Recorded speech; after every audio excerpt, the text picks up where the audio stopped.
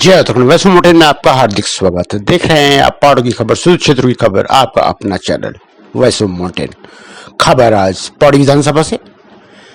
पौड़ी विधानसभा में कांग्रेस ने अपना चुनावी प्रचार आरंभ कर दिया है, जहां से नवल किशोर जो पूर्व में यहां से बीजेपी से हार गए थे, उन्होंने गांव-गांव का दौरा करना शुरू कर दिया है। उन्होंने गांव-गांव में जाकर कांग्रेस की सरकार के बारे में और सरकार अगर आएगी तो उनके लिए क्या करेगी के वादे करने शुरू कर दिए हैं। आज उनका भ्रमण कवली कालेश्वर, मंजेड़ा, बड़गांव, नगौली, खरपौली गांव आदि में उनका भ्रमण रहा और हमारे सहयोगी हिमांशु सुंदरियाल ने उनसे जानना चाहा कि वो क्या एजेंडे के साथ और किस वादों के साथ यहाँ पर आना चाहते हैं, और वो वादे अगर करते हैं तो क्या उन्हें पूरा करने के लिए वो किस तरह से काम करेंगे। उनके साथ हरि मोहन जुयाल, मोहन प्रकाश सुंदरियाल, राजेंद्र सिंह बेस्ट, महेश लाल आदि भी शामिल थे, जिन्होंने वहां पर प्रचार उनके साथ प्रचार प्रसार किया। देखिए हमारे सहयोगी हिमांशु सुंदरियाल की यह रिपोर्ट। वॉइस ऑफ माउंटेन के सभी दर्शकों को मेरा नमस्कार। मैं हिमांशु सुंदरियाल और आज आपके साथ कुल्ली गांव से जुड़ रखा हूं और यहाँ हमारे साथ कांग्रेस के वरिष्ठ नेता नवल किशोर भाई जी हमारे साथ में मौजूद हैं। आपका बहुत बहुत स्वागत हमारे गांव में। और आपका इस 5 सालों में क्या एजेंडा रहेगा, और आप आने वाले इलेक्शन में खड़े होने वाले हैं, तो आपका इन 5 सालों का एजेंडा क्या है, हमारी ये जनता जानना चाहती है। देखिए, सबसे पहले तो मैं धन्यवाद देना चाहूँगा वॉइस ऑफ माउंटेन का कि आप इस दूरस्थ क्षेत्रों में भी अपनी सेवाएं दे रहे हैं और यहाँ की जो समस्याएं हैं उनको समय समय पे उठाते रहे हैं। देखिए, 2017 में मैं पौड़ी विधानसभा से प्रत्याशी रहा हूँ कांग्रेस पार्टी से। मैं चुनाव हार गया, वो अलग बात है, मगर इस क्षेत्र की जनता का भरपूर आशीर्वाद और प्यार और सहयोग कांग्रेस पार्टी को मिला, नवल किशोर को मिला, जिसके लिए मैं क्षेत्रीय जनता का आभार प्रकट करना चाहता हूं। और 2017 में जब हम चुनाव लड़े तो हमारे यही मुद्दे थे कि सड़क, शिक्षा, पेयजल, स्वास्थ्य और रोजगार, ये मुख्य मुद्दे हमारे थे।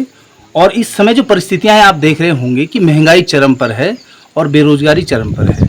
हमारा जो प्रदेश है वो पूरे देश में बेरोजगारी के मामले में नंबर 1 पर है। भारतीय जनता पार्टी की सरकार ने इन 4.5 सालों में मुख्यमंत्री बदलने के सिवा इस प्रदेश को कुछ नहीं दिया है तो सिर्फ महंगाई और बेरोजगारी दी है। तो हमारे यही मुद्दे हैं। और स्वास्थ्य जो व्यवस्थाएं हैं वो बिल्कुल, मैं जिला मुख्यालय की पौड़ी की बात करूंगा, जो डिस्ट्रिक्ट हॉस्पिटल हमारा पौड़ी था जी, उसको इस सरकार ने एक काम ये किया है कि उसको प्राइवेट हाथों में सौंपने का काम किया है। पीपीपी मोड पे महंत इंद्रिस अस्पताल को दिया है, जिससे जो गरीब लोग हैं उनका हक मारा जा रहा है। पहले जो लोग थे अगर यहाँ से रेफर होते थे तो श्रीनगर संयुक्त होते थे, मगर अब सीधे देहरादून रेफर हो। तो हर आदमी की जो आर्थिक स्थिति है तो वो उस हिसाब से नहीं है कि वो 50,000 रुपये या 1 लाख रुपए खर्च कर सके। तो ये इस सरकार की बड़ी विफलता मैं कहूँगा। पौड़ी विधानसभा में सड़कों की स्थिति 2017 में जो कांग्रेस ने काम जहाँ पे छोड़े थे उससे 1 इंच भी आगे इस सरकार ने नहीं बढ़ाए हैं। भ्रष्टाचार इस सरकार में चरम पर है और बेरोजगारी आप देख रहे हैं कि गांव में कई सारे लोग जो बाहर से आए हुए हैं बेरोजगार बैठे हुए हैं। इस सरकार की नीतियां उन बेरोजगारों, जो हमारे जो नौजवान युवा साथी हैं, उनको रोजगार देने के लिए नहीं है। सिर्फ और सिर्फ झूठी घोषणाएं करने तक और जुमलेबाजी करने तक इनकी बातें हैं। ये सरकार जो है पूर्ण रूप से विफल हो चुकी है। और निश्चित रूप से कांग्रेस की परिवर्तन यात्रा का शुभारंभ जो हमारे प्रदेश अध्यक्ष जी है आदरणीय गोदवाल जी, पूर्व मुख्यमंत्री हरीश रावत जी और नेता प्रतिपक्ष प्रीतम सिंह जी और हमारे जो प्रभारी है देवेंद्र यादव जी, अभी कुमाऊं से नेतृत्व परिवर्तन यात्रा का शुभारंभ हो चुका है। और उस परिवर्तन यात्रा को देखकर ये आभास होता है, ये लगता है, प्रत्यक्ष दिखता है कि 2022 में निश्चित रूप से उत्तराखंड की जनता ने मन बना लिया है कि उत्तराखंड से इस भ्रष्टाचारी और निकम्मी सरकार को हटाना है।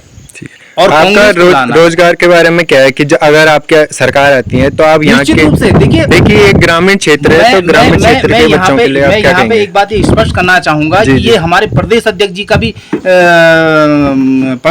का भी कहना है जी। कि आप कांग्रेस को लाइए, हम आपको समृद्धि देंगे, रोजगार देंगे, अच्छी स्वास्थ्य व्यवस्थाएं देंगे। कांग्रेस पार्टी का सबसे पहले फोकस रहेगा रोजगार पर। आप देख ही सकते हैं कि अगर लोग यहाँ कुछ खेती बाड़ी कर रहे हैं, कुछ कर रहे हैं, तो यहाँ या तो सूअर खराब कर देते हैं, या तो ये देखिए आप जैसे बंदर वगैरह आ रखे हैं, तो यहाँ ना लोगों को पानी का जो सोर्स है अच्छा सा वो मिल नहीं पा रहा है, ना इनके वाटर टैंक्स बने हैं, ना कुछ बने हैं। तो आपकी सरकार अगर आती है तो आप इस मुद्दे पे काम करना चाहेंगे? बिल्कुल निश्चित रूप से। आज जो यहाँ पे जो समस्याएं हैं खेती के मामले में, ये वाकई है कि जो लोग मेहनत करते हैं उस मेहनत का प्रतिफल मिलने से पहले जो यहाँ पे जंगली स्वर जो बंदर हैं वो उसको नुकसान पहुंचा देते हैं। तो हमारा ये प्रयास रहेगा कि 2022 में अगर जनता हमको आशीर्वाद देती है, नवल किशोर को आशीर्वाद देती है, तो मैं ये विश्वास दिलाना चाहता हूं कि क्षेत्र के विकास में आपका बेटा, आपका भाई नवल किशोर आपके साथ में कंधे से कंधा मिलाकर खड़ा रहेगा। ये मैं विश्वास दिलाना चाहता हूं आपके माध्यम से। जैसे 1962 से यहाँ हमारा जो न्यूज़ चैनल है, यहाँ उत्तराखंड में भूमि चकबंदी नहीं हुई है, तो इस बात अगर आपको ये ज्ञात है तो आप इस बारे में कुछ कहना चाहते हैं? अगर आप इसका सपोर्ट करेंगे बाद में अगर भूमि चकबंदी हुई तो? बिल्कुल बिल्कुल, इसकी मांग पहले से भी हो रही जी, है 1962 और निश्चित रूप से अब तो एक भू कानून की मांग जो है पूरे उत्तराखंड में चल रही कि मजबूत भू कानून होना चाहिए। जी, जी, जी। और मैं भी इसका समर्थन करता हूं कि निश्चित रूप से यहाँ पर जो है एक मजबूत भूमि कानून जो है होना चाहिए। जी, तो आप भूमि कानून का भी सपोर्ट करते हैं और बिल्कुल, निश्चित रूप से। चकबंदी भी यहाँ निश्चित रूप से लागू निश्चित, होगी? बिल्कुल। जैसे 20 साल हो गए हैं, इन 20 सालों में उत्तराखंड में आपकी सरकारें भी आई हैं, कुछ नई सरकारें भी आई हैं, तो कुछ ये जो भूमि कानून था 1962 वाला, ये कानून आपकी सरकार ने पास कर दिया था, लेकिन कुछ कानूनी कार्रवाइयों की वजह से ये पास नहीं हो पाया है। तो इस पर आप काम करना चाहेंगे आगे? देखिए, इसमें भूमि चकबंदी के बारे में मैंने बात कर आपसे वही बोला कि अगर हमारी सरकार आती है, जनता सहयोग करती है, तो निश्चित रूप से 2022 में हम लोग इस पर भूमि चकबंदी हाँ करेंगे। भूमि चकबंदी पर बिल्कुल जो है। फिर धन्यवाद आपका हमारे न्यूज़ चैनल के साथ, और हमें आपके लिए भविष्य के लिए बहुत बहुत शुभकामनाएं। धन्यवाद। धन्यवाद। जय उत्तराखंड। पहाड़ से जुड़ी खबरों को वॉइस ऑफ माउंटेन्स आपके लिए लगातार ला रहा है।